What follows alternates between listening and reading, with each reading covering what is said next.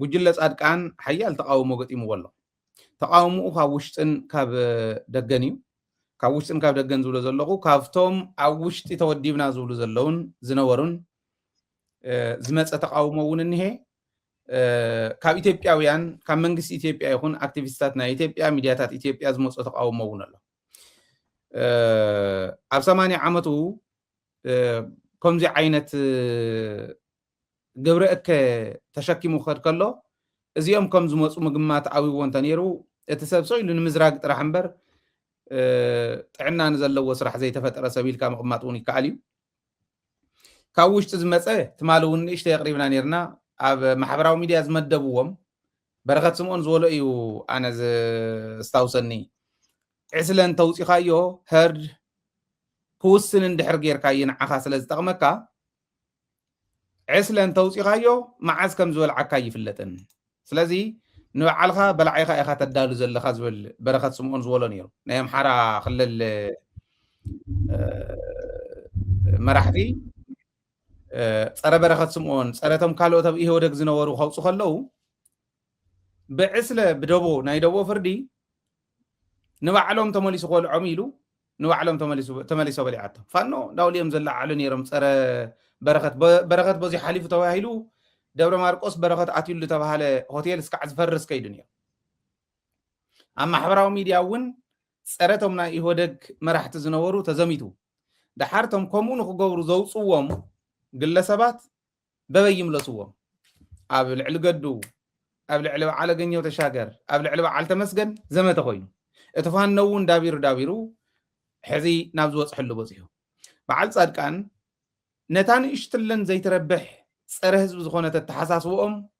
ብገንዘብ ኣታሊሎም ዘውፅዎም ናይ ማሕበራዊ ሚድያ ተጠቀምቲ ሕዚ ፀረ ጻድቃን ፀረ ጌታቸው ይኸዱ ኣለዉ ትማሊ ባዕሉ ጓራያው ዘቐመጥና እያ ዘርአና እያ በዓል ተስፋይ ንጉስ እውን ኣምፅዮ እየ ኣነ ባዕለይ ዝብል እዚኣቶም ኩሎም ከምዚ ይኸይድ ኣሎ ስለዚ ብውሽጢ እዚ ይኸድ ኣሎ እዚ ይኸድ ከሎ ሰለስተ ምክንያት ኣለዎ ቁፅሪ ሓደ ከባብያውነት እዩ ሕዚ እቲ ናይ ሽረ ናይ ግዛዕ ዝብልዎ ዝነበሩ ንፀለምቲ ሰዲዶሞ ዝነበሩ ዳርጋ ተወዲ እዩ ተመሊሱ ምክንያቱ ታ ከባብያውነት ርኦማ ትግራይ ክትዕሪ ትግራይ ሓደ ክትኮን ትግራይ ክትሳገር መሲሉና ከምቲ ዝበልኩምና እምበር ክትበልዕዋ ከተብልዕዋ እንተኾንኩም ዳ እንታይ ኣለና ብዓድና ኮይና ዘይንከላኸል ኢሎም ማይ ፀብሪ ኣብዚ ናይ ፀለምቲ ዝነበሩ ጠቕላላ እንዳፈረሱ ይኣትዉ ኣለዉ 165 ተሪፎም ነይሮም ሕዚ 120 ከባቢ ተሪፎም ኣለዉ ዝብል ትማሊ ዝረኸብናዮ መረዳእታ እዩ ስለዚ ጠቕሊሎም ናብ ሓንቲ ከባቢ ናብ ክልተ ከባቢ እንተወሲዶም ነቲ ህዝቢ ዘይገልፅ ዋላ እንተኾነ ካብ ጫፍ ናብ ጫፍ ትግራዋይ ሪና የፍት መድረኻት እውን ኣብ ራያ ስለ ሕሞራ እዩ ዝጥየቕ ኣብ ሽረ ስለ ራያ እዩ ዝጥየቕ ስለ ተንቤን እዩ ዝጥየቕ ኣብ ተንቤን ስለ ዛላምበሳ እዩ ዝጥየቕ እዚ ዝገብር ምስ ኮነ እቲ ህዝቢ ሰብሲቦም ተንቤንን ራያን ኢሎም ኣኪቦምን ተንቤንን ራያን እውን ከጋጩ ብሽም ተንቤን ብሽም ራያ ክነግዱ እዮም ተረኺቦም ሕዚ ሶሻል ሚድያ እዚይ ትግበሩ ናብ ዝብል ባዕሎም ዘዳለውዎ ናብዚ ይኸድ ኣሎ ማለት እዩ እዚ እቲ ሓደ እዩ እቲ ካልኣይ ገንዘብ እዩ ገንዘብ ንእከለ ብዙሕ በፂሕዎ እዩ ንዓይ ንእሽተን ይበፂሕኒ ዝብል ተን ገንዘብ ኣብዚ ሕቢላ ዝሃበቶም ኣይደኖ ንምንታይ ኢኹም ጌራ እታ ሰበይቲ ሲ ፋይናንሶም ዘውዱ ንባዕላን በዓል ወደን ጥሩን ሕዚ ከዓ ብፍላይ ድምፂ ረኺቦም እዮም ስለ ዝበሃሉ በዓል ጉዕሽ ምስ ኣተው ናብዚ ይኸደሎ ገንዘብ ዝብል ቅሬታ ሓዲሮም ኣለዉ ሳልሳይ ናይ ስልጣን ጉዳይ ሓደ ጻድቃን መን ሸይሙካ ብላዕሊ ኮንካ ኣዛዚ ትኸውን እዩ ካልኣይ በረኸ ባራኺ ናብ ኣዛዚ ንምምፃእ ተሓሲቡ ዝነበረ ብስርቲ ምክትልነት እውን ክሕደግ ጉዕሽ ገብሮ ክኾኖ ሰይፈ ዝበሃል ሎጂስቲክስ ነይርዎም መስለኒ እዚ እውን ተሓዲጉ ንከበደ ክወሃብ ንእሽትላን ምፅጋዕ ምስ ተጀመረ ከባቢ ከም ሓዊ ትበልዖም ኣላ ንባዕሎም ማለት እዩ ኣብኣ ሸጒጦማ እታ ጻድቃን ዝገበራ መደረ እውን ከባቢኣ ትፈልጥ ዝበልና ዓንተ ወይ ብካሊእ ኣይኮነን ንተጋሮ ይገልፅን ኣብ ታሪክና ኣብ ዝኾነ ይኹን ኩርናዕ ትግራይ ተላዒለ ይፈልጥን እዚ እውን ተላዒልዎም ኣሎ እዚ ብናይ ባዕሎም እዩ ብናይ ኢትዮጵያ ከዓ ናይ ኢትዮጵያ ኣክቲቪስታት እዮም ናይ ኢትዮጵያ መንግስቲ ኣክቲቪስትስ እዮም ሞር ስፔሲፊክሊ ናይ ኣብይ ኣሕመድ ኣክቲቪስት እዩ ተባሂሉ ዝግለፅ ስዩም ተሾመ ዝገለፆ ኣሎ ዓላማችን ይሄን አፋኝ ቡድን ማስወገድ ነው። እሺ ሁለተኛው ደግሞ የትግራይን ሰላምና መረጋጋት ማረጋገጥ ነው። አሪፍ ነው። ሶስተኛው ደግሞ የትግራይ ጊዜያዊ አስተዳደር መመስረት ነው ይላል። ግን ገልብጠን ማየት እንችላለን። ጌታቸው ረዳ፣ ጻድቃን ወልደትንሳኤ፣ ገብረትንሳኤ አሁን ቆይ እናንተ ተመድባችሁ ትግራይ ኖራችሁ የከሸፋችሁ ሰዎች እንደ አዲስ አሁን ተነስታችሁ ህወሓትን አስወጋች ራሳችሁ ተወገዳችሁ። ያን ያላረጋችሁትን አሁን ታረጋላችሁ ብዬ የምጠብቅበት ምክንያት ምንድን ነው? ወጣቶችን ሰብስበው ምን ያወራሉ? ድጋሜ እናስመልሳለን፣ ፌዴራል የሚያግዝ ምን ነው አባቴ አልበዛም? ፌዴራል ያንተን ቂጥ ሲገፋ ሊኖረው እንደኋላ ኖ ቆይ ቀስ በል ፌዴራል አንተ ከፊት ምራ ሌላው ያግዝ። እንደዛ ነው የሚለው። ወያኔ ፕሪቶሪያ ስምምነቱን ካፈረሰ ቆይቷል፣ አፍርሷል። እሺ ከዚህ በኋላ ኢናክት የሚያደርገው ህገ መንግስቱ ነው። የፌዴራል ህገ መንግስት ይሆናል።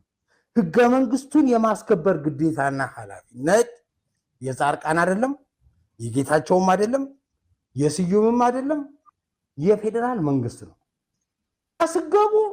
ትቀየራላችሁ። እዚህ ጋር ዘራፍ ብላችሁ እዛ ስደርሱ ቀየር ነው የምትሉ ግድ የላችሁ። ምድረ ሌባ ከበርቴ ቦታ ልትቀያየሩ ተመልሳችሁ እዛው አንድ ወጥ ልትረቅጡ ፌዴራል ደግሞ እናንተ ተሸግቡ ሲገፋ የሚኖርበት ምክንያት የለም። ወደ ቦታ አንተ ወደ ታች ፌዴራል ከፊት ሆነ የምትሰራ ኃላፊነት ትወጣ ሌባ ስብስብ ቦታ እየተቀያየ ምንድነው እሱ ጉልቻ ቢቀያየር ወጣ ጣፍጥ ባዲ አነ ደስ ብለኒ ናይ ቲክቶክ እንታይ መስለካ ተንቆልዑ ተመናእሰይ ሰብ ዘይፈልጠሎም ዘን ከምዚኣ ዝበላ እናቆረፁ ሸርክ ገብርዎን ከለው ንሚድያ እውን ጥዑማትየን ነቲ ዝርኢ እውን ቅልል ኢለን ተን መልእኽቲ ፅቡቅ ገይሮም እዮም ዘውፅዎን። እንታይ ግን ክግበር ነይርዎ ስልጠና ክወሃብ ናይ ሚድያን ኮሚኒኬሽንን ስልጠና ዝረኸቡ ንኩሉ እቲ ናይ ቲክቶከር ዝበሃል ፅቡቅ ፎሎወር ዘለዎ ኣኪብካ ስልጠና ትዎ ናይ ኮሚኒኬሽን ቢሮ ክሰርሖ ዝነበሮ እዚ ስልጠና ትዎ እዚ ግበረለይ እዚ ትግበረለይ ኣይኮነን ግን ናይ ዓዲ ታሪክ ብዘየጉድፍ ነቲ ቃልስን ቅድሚት ብዝደፍእ ፕሮፌሽናል ብዝኾነ መንገዲ ትዕጥቆ እዚ ካብ ክንዲዚ ንላዕሊ ፎሎወር ዘለዎም ክንቀፅር ኢና ኢሎም ቲኣቶም ከምኡ ክገብሩ ከለው እቲ ናይ ሚድያ ረብሓ ተረዲእዎም እዩ ዋላ ንሕንካሮ እንተኾነ ናህና ጌጋ ይርእዎ ስዩም ተሾመ ናይ ኣብዪ ኣሕመድ ቀጥታ ዝኾነ ትእዛዝ ዝወሃቦ ናይ ኣብዪ ኣሕመድ ኣክቲቪስት እዩ። ስዩም ተሾመ ክዛረቦ ከሎ ኣብዪ ኣሕመድ ይዛረበሎ ኢልካ ኢኻ ትኸይድ። ሕዚ ኣብዚኣ ዘለዓለን 4 ነጥብታት ኣለዋ። ካልኦትኩም እውን ኣትኹም ክተቕምጡ ደልየ ቀሊለይ ንረኣዮ ሚድያ እዚኦም ኣጉሊሁ ከርኢ እንድሕር ክኢሉ እቲ ሚድያነቱ ዝብል እምነት ኣለኒ። እቲ ሊንክ ንፍለጦ ድሕሪቱ ዝብሎ ዘለዉ ንፍለጦ ሓደ እንታይ ኢሉ ጉልቻ ቢቀያየር ወጣ ያጣፍጥም ማለት እተን ሰለስተ ነገር ኣልዒሎም ዝበለን ጻድቃን ደብረጽዮን ከይድ እንተቀየረስ ትግራዋይ እዩ ኣብዚ ሃለኻ ኣብቲ ሃለኻ ንሕና ፀረ ትግራይ ኢና ንኸድ ዘለና እምበር ትግራዋይ ካብ ምስ ትግራዋይ ምቅያር ኣይኮነን ዕላማና ንሕና እንደልዮ ባዕልና ከይድና ትግራይ ምምሕዳር ታሪክ ትግራይ ምጉሓል ኦኬ ሃፍቲ ትግራይ ምጉሓል እዚኣቶም ኢና ክንገብር ጉልቻ ቢቀያየር ወጣ ያጣፍጥም ማለት ትግራዋይ ብትግራዋይ ቀይርና ይኮንና ንትግራይ ክትቅፅል ንደልያ እዩ ቃል ብቃል ከኣነ ምንም ኣይቀይር ኩላን ይወሰኽ ኩላን ጉልቻ ቢቀያየር ወጣ ያጣፍጥም ሓደ እዚ ካልኣይ ማለት ኣይኣመኖምን ኢና ንብል ኣይእመኑ ንሳቶም ክንብል ከለና ሰቂልና ይነበርናን መወዳእቲ እውን ወይ መቃብር ክትውዎም እዮም ወይ እስር ቤት ክትውዎም እዮም ክንብል ከለና እውን ሰቂልና ኣይኮንናን ምክንያቱ ተጋሩ ስለ ዝኾኑ ዋላ ፀረ ትግራይ ይሰለፉ ተጋሩ እዮም እዚኣ ሰሚዑ ክርድኦ ዘይኽእል ትግራዋይ ከመይ ዝበለ ትግራዋይ ከም ምዃኑ ይገርመኒ እያ ሓደ እዚ ቁፅሪ 2 መሪሕኩም እተው ፌደራል ግን ክሕግዘኩም ኣትይኩም ትግራዋይ ክተጥፍኡ ትግራዋይ ክትወልዑ እንተደሊኹም መሪሕኩም ተኣትይኩም ፀገም የብልናን እዩ ምራ ፌደራል ያግዝ ሃሊ ዝብሎ ዘሎ ቁፅሪ 3 አልበዛም እንዴ ዘንጊዕኹም ከይድኩም ትግራይ ስሕንክርክራ እንደእትውላ ትንደልዮ ንሕና ንሱ እዩ ጉልቻ ቢቀያየር ወጥ እንደማያጣፍጥ እናውቃለን ከይድኩም ወኡ ምንም ተምፁ ንሕና እንደልየኩም ንስኹም ክትቅየሩ ግን ዘንጊዕኹም አልበዛም እንዴ ዘገያችሁ እዩ ዝብሎ ዘሎ እተው ትግራይ ሓንክሩ ምንታይ ትግራይ ሰላም ትኾን ምንታይ ትግራይ ፕሮግረሳ ንቅድሚት እዩ ዘሎ ዋላ ስሎው እንተኾነ ስለዚ እዙይ ደሰ ይበለናኒ ቁፅሪ 4 እዛ መርዚ ብጋዓት ንብላ ኸኒና ብጋዓት ንብላ ዝነበርና ኣትሕዝ ኣቢሉ ዝወሰዳ ሕወሓት ወያኔ ፕሪቶሪያ ኣፍሪሱ ይብለኩም ኣሎ ፕሪቶሪያ ዘፍረሱሉ መንገዲ 1 2 3 ኢልና ቆፂርና ረኪብና እዮም ኢና ዓለም እውን ፕሪቶሪያ ዘፍረሰ መን ምዃኑ ብደንብ ጌራ ቆፂራ ተረኪባን ፈሊጣቶን እያ እዚአን 4 ልዒሉሎ ስዩም ተሾመ 4 እዚአን ዝተረድአ ትግራዋይ አዲስ አበባ ኮይኑ ጽባሕ ንጎ ስልጣን ክሕዝ ዋላ እንተበለት ናይ ጻድቃን ህረፍ ዋላ እንተሃለወስ ዋላ ጻድቃን እውን ስልጣን ይትሕዛን ማን ያምናችኋል አው መስከድኩም ቅይር ይኹም ትብሉ ተጋሪኢኹም ያ ዜርኩም ተጋሪኢኹም ለዘይና አይና አምነኩምን ክብል ከሎ አው ኮይኑ ስልጣን ዘማዓዱ ትግራዋይ ከመይ ዝበለ ሕልና ዘለዎ እዩ ዝብል ስለዘ ተሓሳስበና እዩ ናኡ ምኻዶም ንጸሎ ምቋም ይከኣል ነይሩ ትግራይ ኮንካ እዚ ይርዳእካ ኣለዎ ህዝቢ ኢና ንብል ዘለና ኦሬዲ ትጸላእስ እንታይ ከም ዝብለካ ክትፈልጦ ክትርድኦ ክትቅለለካ ኣብዚ ሓሳብካ ቅርብሞ ካልኦትኩም እውን ክትኣትዩ ዝደላነ ኣትይኹም ሓሳብኩም ሃቡ እዚ ናይ ማሕበረሰብና መደብ እዩ ካባኹም ናባኹም እዩ ስለዚ ኣትይኹም ሓሳብኩም ክትህቡ ሕዝቡ ነቕሚጠልኩም ኣለኹ ቀጽል ሚኪ ግርም ሞቲ ናይ ጻድቃን ተቃውሞ አይ ቲንክ ትማሪውን ጓል ራያን ይሰሪና ነርና ወራት ናይ ጌታቸውን ተትቆረትልስ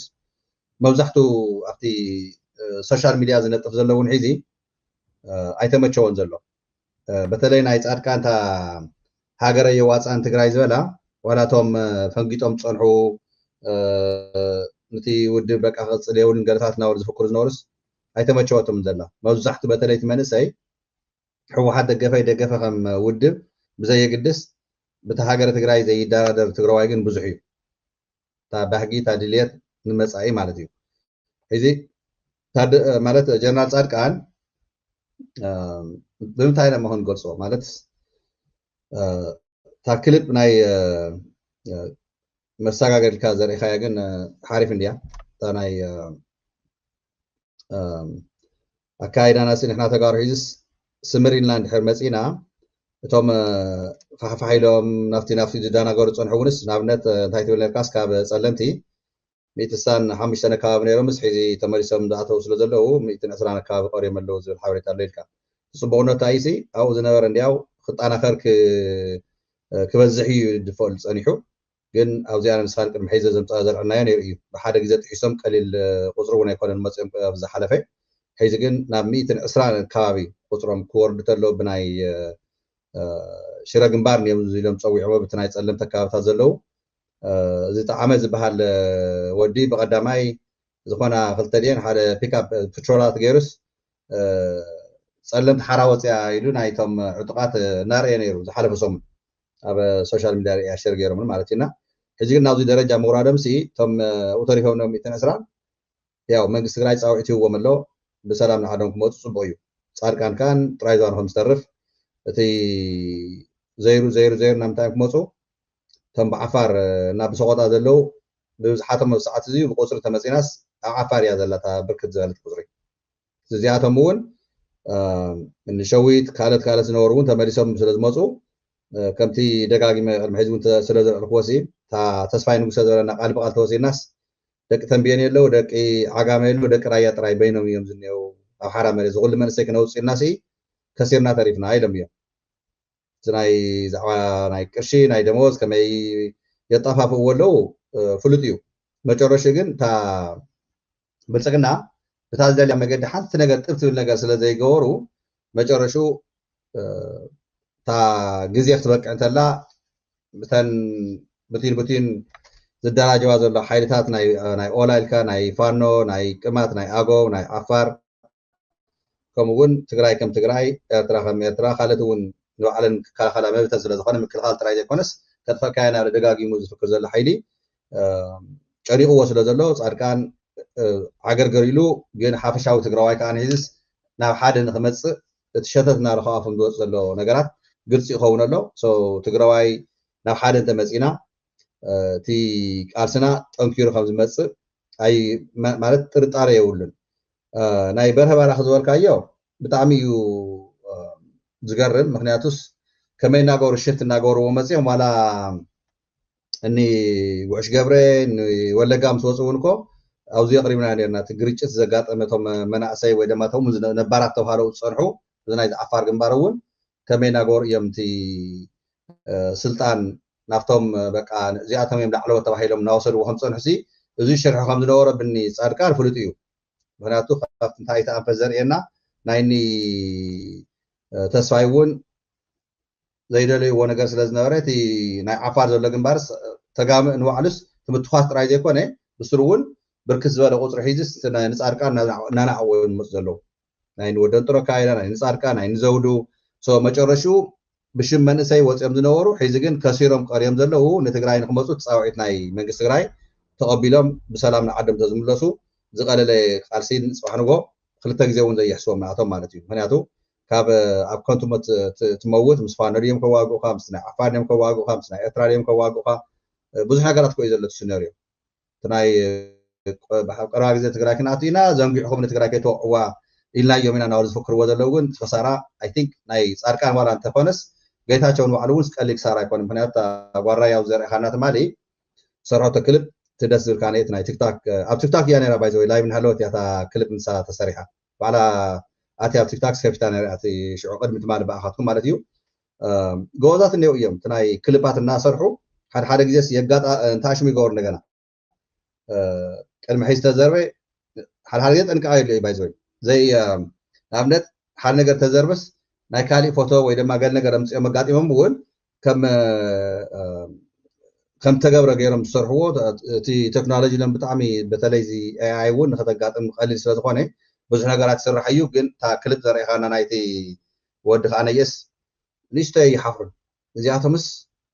ተጋሩ ክቀያየሩ ዘይኮና እንደልስ ንሕና በዓልና ትግራይ ኣቴናስ ንትግራይ ክንቆፃፀራ ኢና ማለት ንህዝቢ ትግራይ ክነጥፍ ኢና ሃፍተ ገነት ናይ ትግራይ ከዓ ነየይ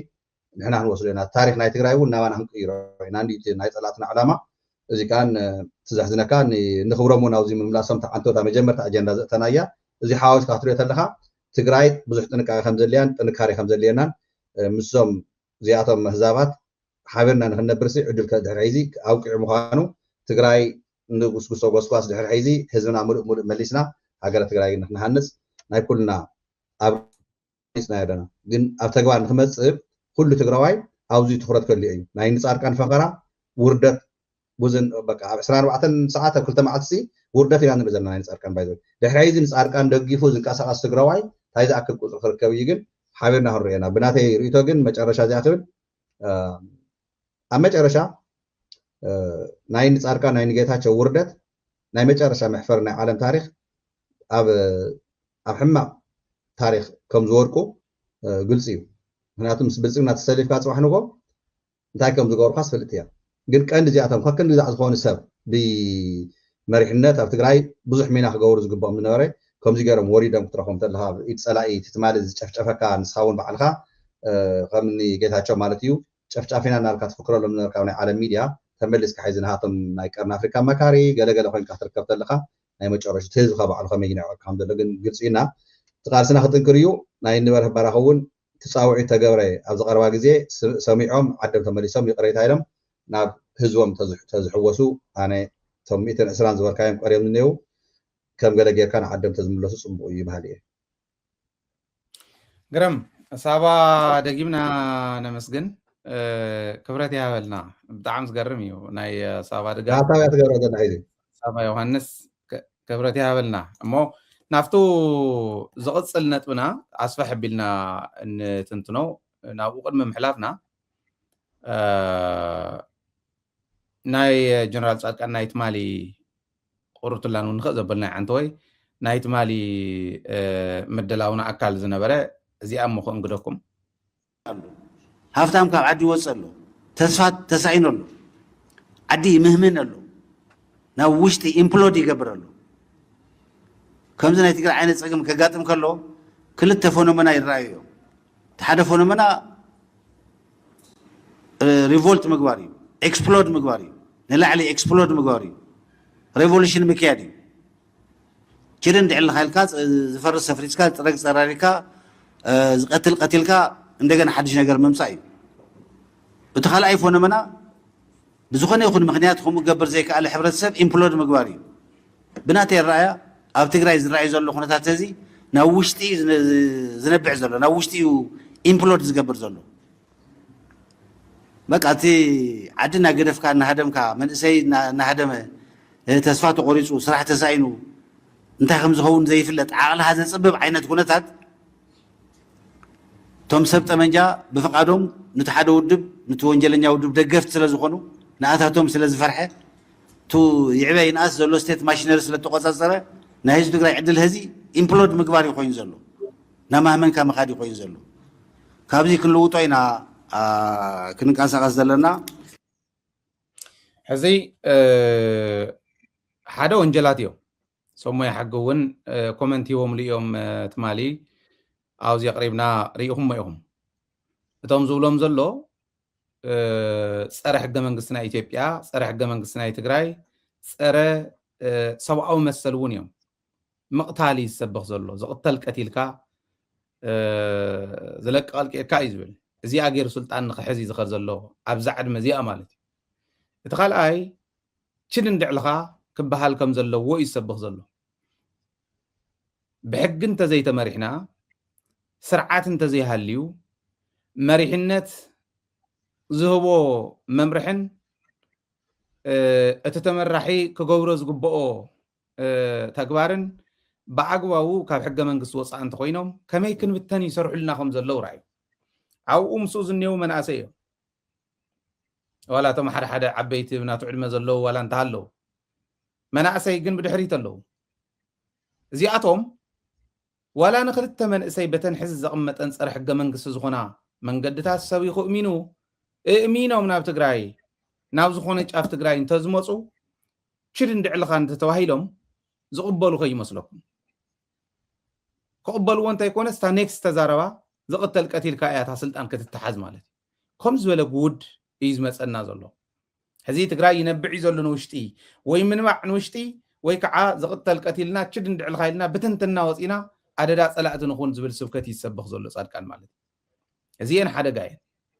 እዚአን ሓደጋ ስለ ዝኾና ኢና ደጋጊምና ነቅርበን ዘለና ዘንኮም ዝበላ ከደገማ ከለዋ ድጋም ክመስላ ከላየን እዚአን ብደንቢ ሕብረተሰብና ክርየን ምክንያቱ ተመሓላላፋይ ዝኾነ ሕማም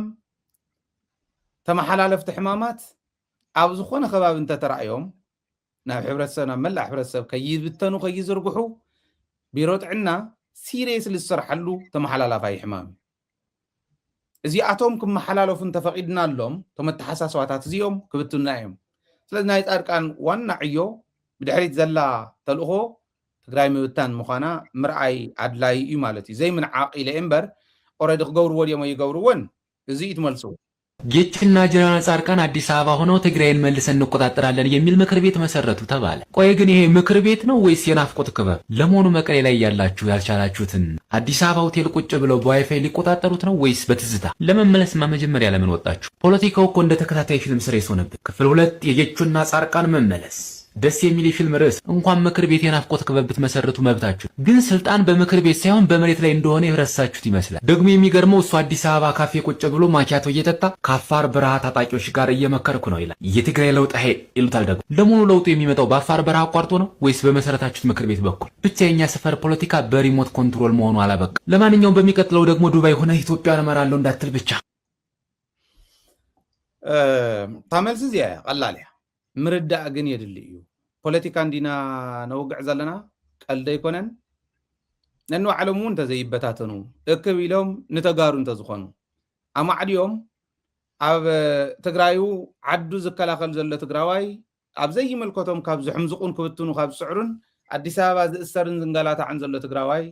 ንብረቱ ዝሕደግ ዘሎ ትግራዋይ ድምፂ እንተዝኾንዎ ፅቡቕ ነይሩ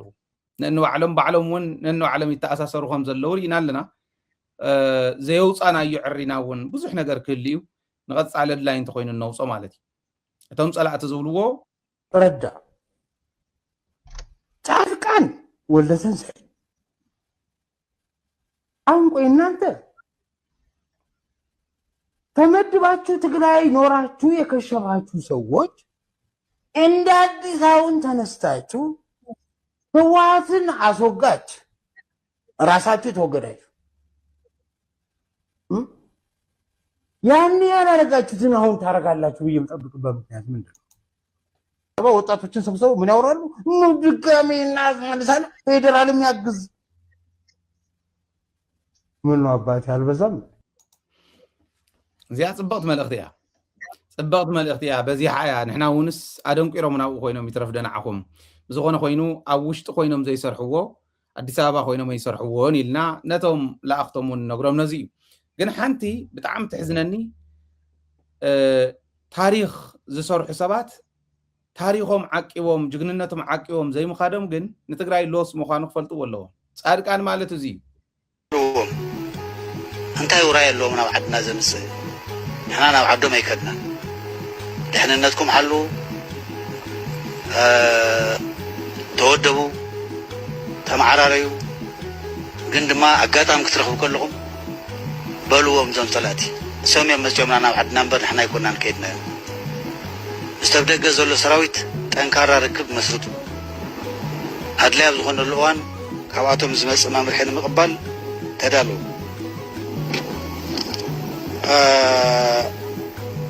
ምስ ተጋሩ ዝተሓባበሩ ፀላእቲ ኣለልይዎም መዓድዎም ኣጠንቅቕዎም ኩሉ ክፈልጦም ግበሩ ንኽምለሱ ፀዓሩ ተዚ ተመሊሶም ድማ ህዝቢ ዝመሰሎ ውሳነ ኣብ ልዕልዮም ክውስን ግቡእ ይኸውን ምክንያቱ ካብ ናይ ህዝቢ መሰል ነፃነት ንላዕሊ ካሊእ ነገር ስለ ዘየለ እዚ ዝመስል ታሪክ ሰሪሕኻስ ናብ ጭቃ ትልሎ ትወድቕ ቦታ ናይ ትማል ዘልኳ ትክክል እያ ሲቱ ወግዝዎም ኮይ ዘለና ዘሎ ሪኻ ንሱ ትክክልኒ በቲ ኢሞሽን ፓርቱ ትክክል ኢኻ ትግራይ ግን ትነብዕ ከም ዘላ ማለት ትዝሕዝን እዚ ዝተዛሩ ንምንታይ ኢና ሓየሎም ኤግዛምፕል ንገብር ናብ ህዝቢ ዝተኮሰ ውድቀቱ ዘቀላጠፈ ኢሉ ሓየሎም ንብል ሓየሎም ንሱ ተዛሪቡ ገና እንታይ ፀንሕ ናብ ጭቃ ወዲቑ እንተዝኸውን ነይሩ ፀረ ትግራይ ተሰሊፉ እንተዝኾን ዋላ እናተበደለ እዩ ከይዱ ባይዘወይ ሓየሎም ዓብይ ብዕድመ ዓብይ ኣይነበረን 41 ዓመቱ እዩ 40 ወይ 41 ዓመቱ እዩ ተሰዊዩ ዓብይ ኣይነበረን ኣብታ ሓፃር ዕድመ ዝሰርሖ ታሪክ ግን እንተይበረዘ ከይዱ ከምታ ዝበላ ጅግና ማለት ህዝባውነቱ እንተይለቐቐ መቃብር ዝወረደ እዩ ኢሉ ከይዱ እንታይ ነይርዎ ህዝባውነቱ ታዘረባ እዚኣ እንተይለቐቓ ከይዱ እንተዝኾኑ ሞ ጻድቃን ዝበሃል ዝኾነ ሞዴል ኮ ትሰርሕ ኢኻ ባይዘወይ ከምዚ ዝበሃል ኢልካ ትሰርሕ ኢኻ ጻድቃን ዝበሃል ከምዚ ዝነበረ ኢልና ትጉዳጉዱ እንተይፈለጥናዮ ትሕዚ ዝገብሮ ዘሎ ጉዳጉድ እንተይረኣናዮ እንተይፈለጥናዮ እንተሎ ጌታቸው ንእሽተይ ወዱ ክኾን እዩ ንጻድቃን እንተሎ ጌታቸው ካብታ በረኻ እንተይመፀ ኣብ መንገዲ ከም ተረፈ መሓሾ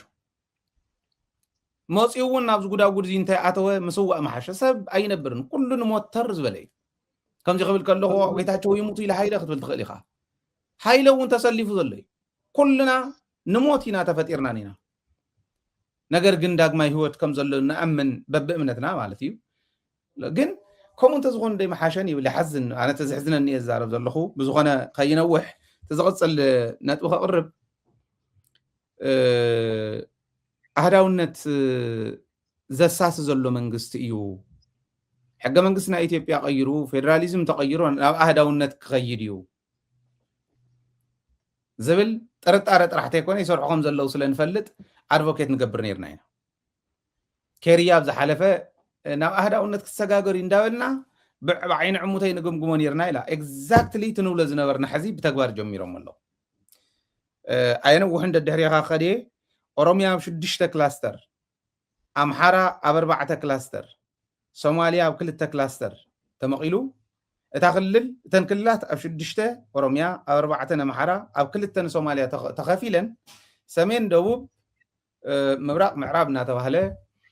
ጌርና ክንገዝእ ኢና ዝብል ሕዚ ሓድሽ ናይ ክላስተር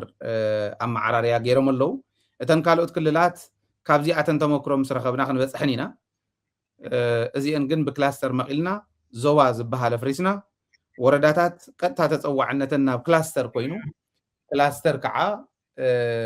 ናፍቱ ክልል ኮይኑ እተን ክላስተራት ብምክትል ፕሬዚደንት እናተመርሓ ድሕሪ ናብ ፌደራል ተፀዋዕነት ዘለዎ ልክዕ ካብ ፌደራል ናብ ክልል ካብ ክልል ናብ ክላስተር ካብ ክላስተር ናብ ወረዳ ካብ ወረዳ ናብ ጣብያ ገይሩ መዋቅር ይቅይሮ ኣሎ ማለት እዩ እዚዩ ናሕዳዊ ስርዓት ንመስርሑ ማለት ካብ ታሕትን ላዕሊ ዝኾነ ትእዛዝ ንምውራድ ፌደራሊዝም ናይ ክልል መንግስታት ተጣሚረን ዝሃብኦ ኣሳይመንት ዝሰርሕ ፌደራል መንግስቲ ዝሰርሐ እዩ ካብ ወፃእ ግን መንነት ጨፍሊቁ ክላስተር ገይሩ መንነት ምጥፋእ ማለት እዩ ኦልሬዲ ብሓፂሩ መንነት ጠፊኡ ኢትዮጵያዊ ዝበሃል መንነት አርቲፊሻል መንነት ናይ ምስራሕ ኣህዳዊት ኢትዮጵያ ናይ ምስራሕ ከይዲ ተጀሚሩ ኣሎ ዝብል ኣብ ፌስቡክ ፔጅና ቱ ዜና ለጢፍና ያለና ረኣይዎ ኣብ ፌስቡክ ፔጅና ኣሎ ኣብኡ ሓደ ዘስሕቕ እዚኣ እናረኣኻ እንዲኻ ክትርዳእ ትኽእል ሓደ ዘስሕቕ ኮመንት ዝረኣኽዎስ ናይ ኤአይ እንዳምፃኹሞ ይተሓሙስና እዩ እቲ ኤአይ ከምዚ ዝበሉ ቀለልቲ ማፓት ጂአይኤስ ካብ ክትጥቀም ወይ ካሊእ ኪውጂአይኤስ ካብ ክትጥቀም ኦር ኤኒ ማፕ ዝሰርሕ ሶፍትዌር ካብ ክትጥቀም ብቐሊሉ ኣብ ሓፂር ግዜ ማፕ ዴቨሎፕ ዝገብረልካ ቱል እዩ ቱ ኤአይ ማለት ናይ ሓሶት ኢንፎርሜሽን መሲሉ ስለ ዝርድኦ እቲ ህዝቢ ባይዘዊ ፕሮግራም ክንሰርሓሉ ኢና እዚ ብጣዕሚ ብዙሕ ሰብ ይታለል ኣሎ ኤአይ ሓሶት መምፅእ ይኮነን ናይ ሓሶት መዘርግሒ ይኮነን ነገራት ዘቕልል እዩ ዘፍጥን እዩ ስለዚ ብኤአይ የሰሪሐ እያ እዚኣ ትክክል እያ እታ ዜና ግን እታ ዝርዝራ ፀኒሐ እውን ክትንትነልኩም ባዕለይ ናይ ባዕለይ ኮመንት እውን ከቕምጥ እየ ኣብ ፌስቡክ ፔጅና እውን ኣላ ኣብ ስክሪን ዝኒሃ ኢሜጅ ከዓ ሙሉእ ኢንፎርሜሽን ሒዛ ኣላ ማለት እዩ እታ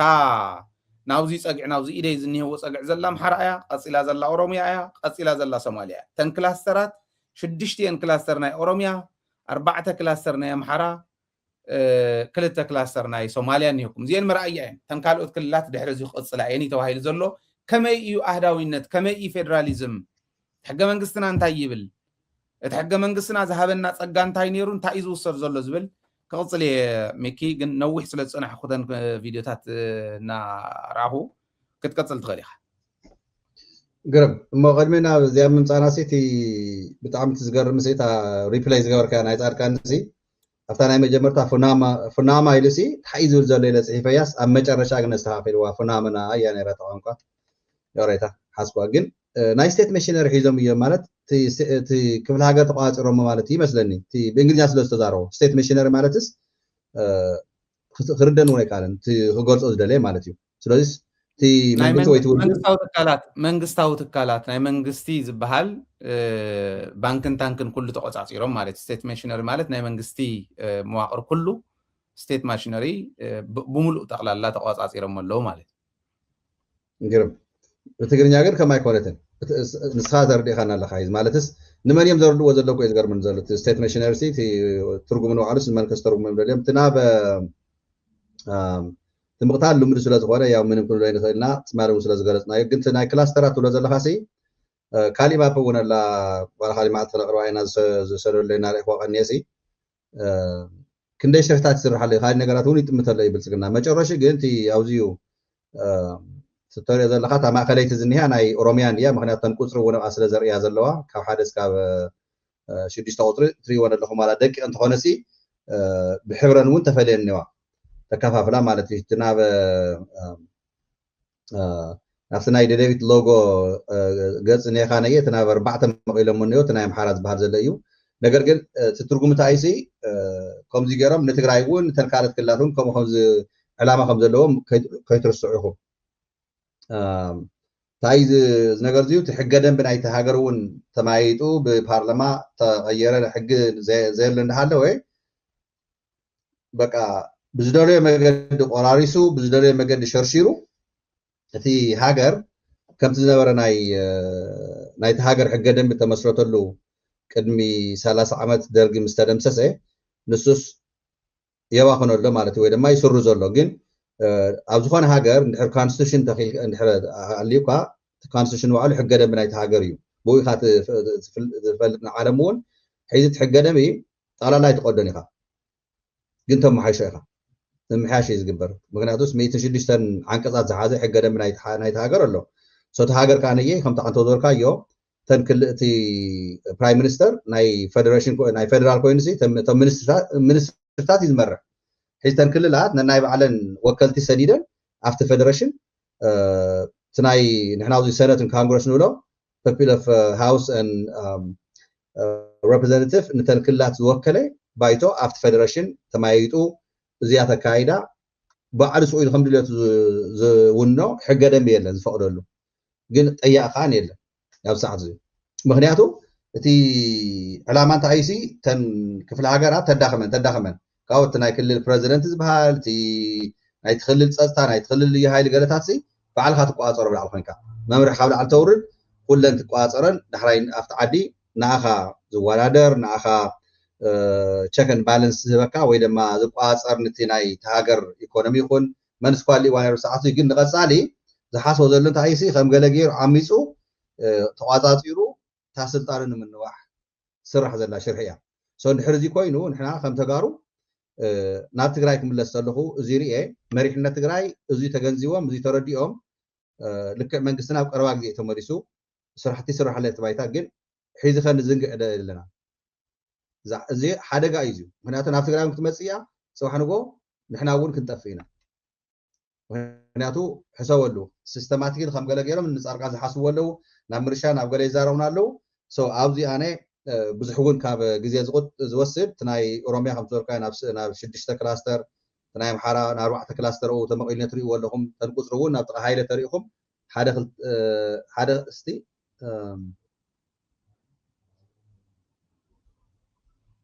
ተጋላቢጠን እየ ተንቁፅርዋ ኤኒዌይ ንሱ ዘይኮነቲ ቁም ነገር ተን ካልኦት 11 ክልል ኣብቲ ሃገር ዘለዋ ከመይ ገይሩ ከም ዝቆራርሰንስ ክትሪእዎን ኢኹም ግን እውን ተበፃሕና ንሕና ሓድነትና ክኸውን ህዝብና መሊስና ትግራይ ሓዲኡ ክትውስን ጥንካሬ ኣብ መሪሕነትና እውን የድልየ ሰዓት ውሳኔታት ግዜ እናወሰድካ እርግፀኛ እየ እታ ምርጫ ከም ገለ ገይሩ ተሸሊኹ ሓሊፉ ኣብ ቀፃሊ ወርሒ ናይ 5 ዓመት ተመሪፀ እየ ፍልጦን ይሄኒ ንዓለም ኢሉ እታ ትመፆ ሳዕቤን ፅባሕ ንጎ መንግስቲ እናሃለኹ መፈንቀለ መንግስቲ ይግበረነሉ እውን ዓለም እውን ክብል ይኽእል እዩ እዚ ግን ንሕና ስኽፍታት ዘይገበርና ቶሎ ኢልና መንግስቲ ትግራይ መኸተ ኣውጁ ቶሎ ኢልና ህዝብና ንክንምልስ ሓዲኡ ተዝግበር ፅቡቅ ይመስለኒ ኣዘርዋይስ ከም ንሪኦ ዘለና መገዲ ፅባሕ ንጎ ጠቕላላ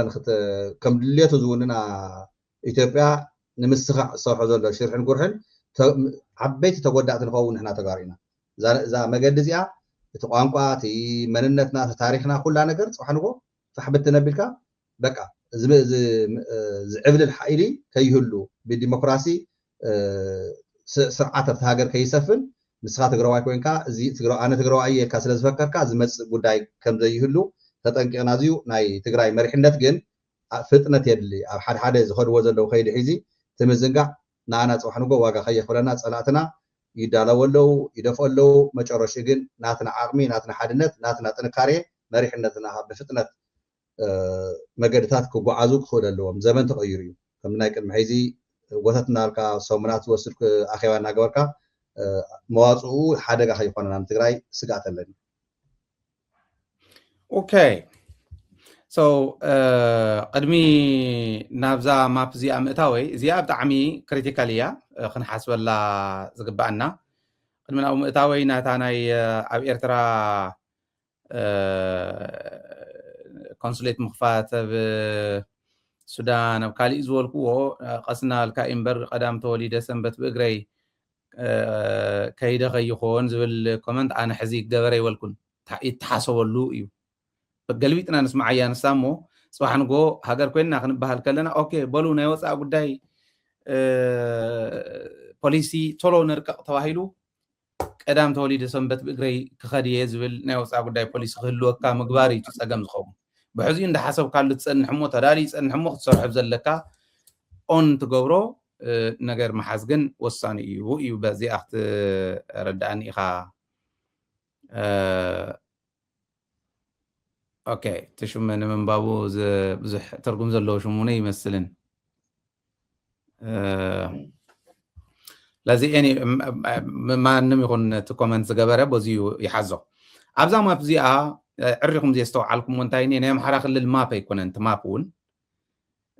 توسخو نجر الله ناي أوروميا ون exactly تناي أوروميا يكون انت توسخو نجر الله تناي سومالي ون ناي سومالي ترح يكون انت توسخا نجر الله تاي موسيقهم زلو زي بمجمريا كم زي عينة وسانة وسينوم إثيوبيا كابناي مننت كا تخبرلو تاريخ كا التدابرلو مثل ناب زينات كا زي قلصة كا مننت ناب منزاف تخيل كم زلا كلير زغوني كلاستر يخبل كا خلو كلاستر 1 كلاستر 2 كلاستر 3 نال كا أخاك كيد زوا أيون تخوين نقول زوا أكله نورد أكلن زحازي حس زوا عنديهم أوديقنا يزور زلوا مش لقوا يتازيا زوا أبقى خللات حق منقستاويو منقستاو سلطانيو أبقى خللات كم تقرأ يزولا كعا زوا منقستاو سلطاني يكونن محدراويو أتسعر ودب كم محدرا كم نايم محدار بريج غيرو كللن وردان كراخبلو زتمسرتن بر حق منقستاو سلطاني يكونن ناي زوا سلطانكم إيكم متحبابريو بريجيو حزي زي أبريج سلا زغونت زي أفريسنا زوانا وكلاستر نتغيرنا يا مننتي إنك انزلنا يقولوا مننتي نخو خمزلو قلت غير خرداكم إيه مغنياتو حد كلاستر بمخط البريزيدانت ياتمرح بريزيدانتن مخط البريزيدانتن أبدي سابا خوينو ندا عزاز ترليت بريزيدانت نتاخلل زمرح زلو تخلل زولقون كالعلو ويم دحراي تايم زغورو نعمل الصوماليا أنت وصيدكم زرزرن كرداكم الصوماليا توصيدكم كل التلا تحنتي أبغودي ما أخل زجبرة تحنت عبد الججا كم زاتري وازله تايز جبر نزين كلتين عبد الججا ما أخل كوينو نقودين ججان كلاسترات زت حبابر ناي صوماليا كلل منقستيلو نحزن تشوي ملهم قودي ما أخل زجبرن ججا ما أخل زجبرن كباسو أمو تخلل زمرح قعا ما نجك قورة زي الجيرو يسرحمو دحلي تصوع عنتنا فيدرال لا قبرني زغد قليلي حزب بين يجمر تايم زول زلو حدا بمحران بأورومون بصوماليا نمنتاي جميرو إذا حتى حزوه كم اللي سألكم هنا يبقى عليه أمو داتا تايم زولو بكلاستر كنا الدراجينا أوروميانا بشدشته أمحرانا بربعته صوماليانا بكل التمقيلنا زواتات تدفينا ورداتات تصوع عنتنا بكلاستر غيرنا كلاستر كعا بمغط البريزيدنت خم حادر غيرنا كللات أبلوط زي اللواء أفتلوطي ملؤ بملؤ منقستي زي الرقاق عند يتقوطعصرن كللات نخص أنا حقيرنا بزن سلستقن كنمكور يمزو تاي مالتيو أب محران أب أوروميان أب صوماليان زلو من محدارات منقستي ناكل المنقست خوينم زم محادر زلو تتصوع عنتو من عاييو تدلي زل علم تدلي كف زبلوم يوم أنا الشمكو يوم يبلوكم الله مالتي مغنياتنا يزو كلاستر مدرجة وكأم تخلو عاون يكم أفت صحف تمابي زنبب زلهو تحدنا قلقلوت كتعم يميلهم زوام هلاو كوردانا وزوا خاب زوانا بكلل مخانو أينا إيف بفلا يمسي وحزكو خاب وردانا بكلاستر كاب كلاستر ناب كلل يمزول زلو انتا ايتا فلا يادا زواتات بزحات زواتات ناي أوروميان ناي محران ترنيفهم ولا زواتات ناي صوماليا ونطرنيفهم بزحات زواتات شفليهم كلاستر مقبار طرحيا نمنتاي كومو غيروم زول كعا انتا امتى تقييمهم كرايتيريا نتن زواتات نتن كلاسترات نمسرح زول كنرئ خلنا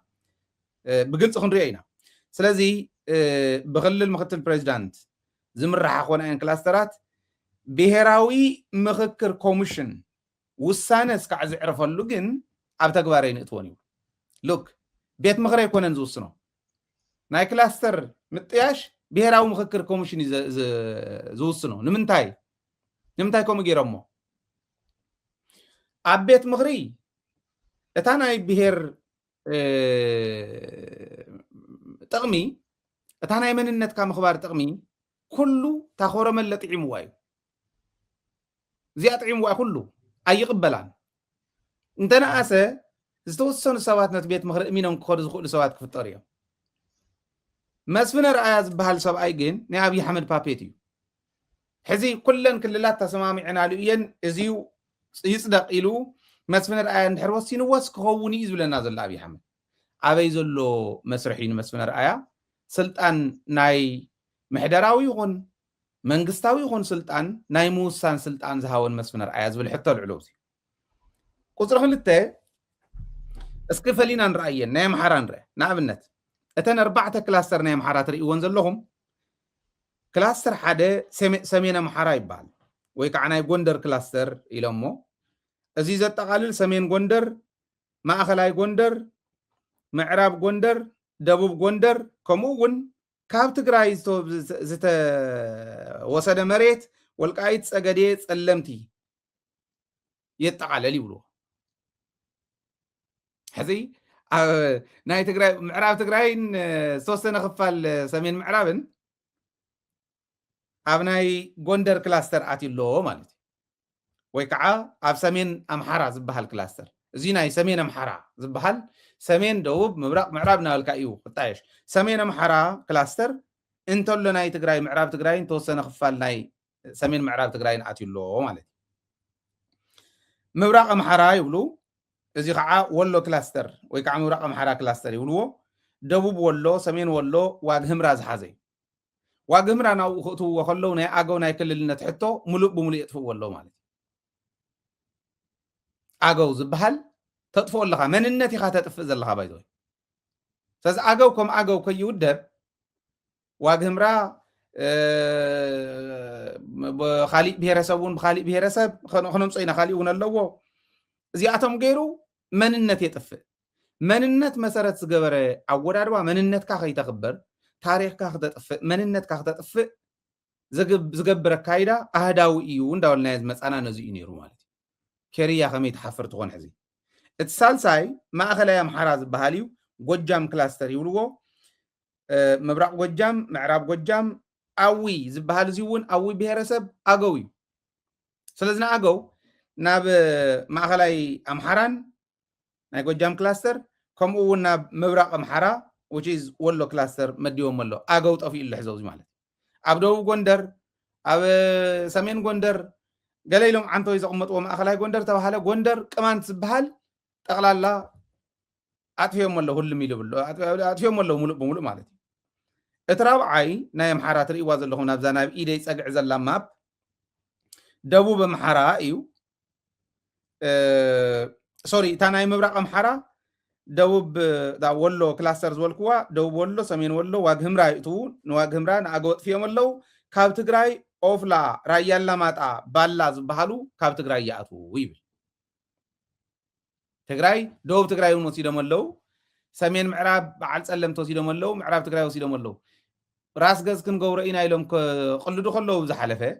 እቲ በዓል ፃድቃን ከተግብርዎ ዝኸድዎ ዘለዉ ጌጋ ኢኹም እንብሎም እዚ ንክትግብር ኢኻ ንፌደራል ትሕግዞ ዘለካ ማለት እዩ ኦረዲ ኣውፅኦም መን እዚ ሙኮራ እዩ ናብ ሶሻል ሚድያ ከውፅዎ ከለዉ ንዝኾነ ሰብ ኣውፅኦም ትመረዳእታ ክህብዎ ከለዉ ሕብረተሰብ እንታይ ይብል ዝብል ሙኮራ እዩ ቴስት እዮም ዝገብሩ ዘለዉ ናይ ሊትመስ ሙኮራ ማለት እዩ ስለዚ እዚ ገይሮም ኣለዉ ደቡብ ጎንደር ወይ ደቡብ ኣምሓራ ሶሪ ደቡብ ኣምሓራ ሸዋ ክላስተር እዚ ከዓ እቲ መበረ 4 ሸዋ ክላስተር ደቡብ ኣምሓራ ክላስተር ይበሃል ሰሜን ሸዋ ከምኡ እውን ናይ ኦሮሞ ፍሉይ ዞባ ኢሎም ኣለዉ እዚዩ ናይ ኣምሓራ ክልል እዩ ኣምሓራ ዞባታት ኣብ ሙልአን